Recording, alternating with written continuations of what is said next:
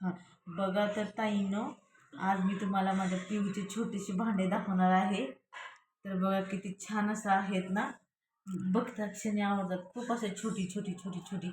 तर बघा इतके सुंदर आणि स्टीलचे पण आहेत. हे भांडेकुंडी आहेत आणि हे किटली आहे. ही चहा साखर वगैरे ठेवण्यास हे चहापत्ती आणि हे मला सांगा म्हणजे ठेवतात त्याच्यामध्ये.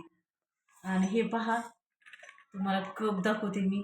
इतके कप तर क्यूट क्यूट आहेत ना, हे पहा. आणि त्याच्यावरती हे बशी भेटलेली आहे आम्हाला. तर पहा हे किती छान दिसतं हे.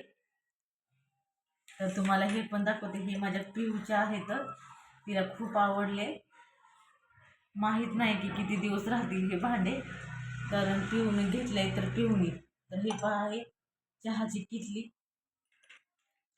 आणि मी तुम्हाला असं ठेवून दाखवते. तर हे पहा, हे इतकं सुंदर आणि सुरेख दिसतं ना, मला तर खूपच आवडलं बाबा. बघा ना, हे छान वाटतं ना किती. पिऊला तर इतकं आवडलं तुम्हाला सांगते. आणि ह्याच्याबरोबर परत मी दुसरेही भांडे घेतलेले आहे. हे पहा, कढई कढई घेतलेली आहे आणि ही बकीट आहे. ही बकीट आहे आणि हे पहा, हे चपाती वगैरे ठेवण्याचं भांडं आहे. हे पातेलं आणि ह्याच्यामध्ये तुम्ही हे ठेवू शकता. काही असं थांबा, तुम्हाला उघडून दाखवते ना. खूप असं गच्च बसलेला आहे. मग दाखवते उघडून.